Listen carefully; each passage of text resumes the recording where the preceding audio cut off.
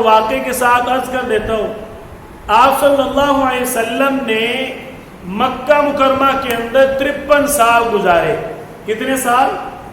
50 اور 3 53 سال گزارے.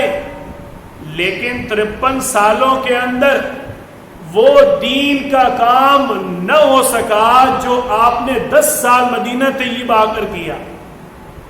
اس کی وجہ کیا تھی؟ مکہ مکرمہ کے اندر مذہبی آزادی نہیں تھی. وہاں جو لا الہ الا اللہ محمد الرسول اللہ کی صدا دیتا اس کو ستایا جاتا، اس کو ظلم و ستم کا نشانہ بنایا جاتا، اس کو کبھی قید کیا جاتا، کبھی پابندیاں لگائی جاتی.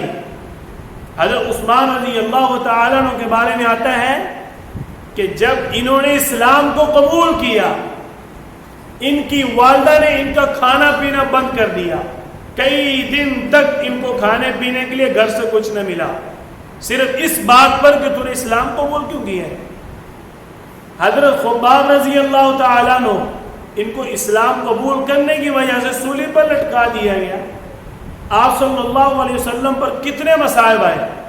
53 سالہ زندگی آپ صلی اللہ علیہ وسلم کی زیادہ ہے، 10 سال کم ہے، لیکن 53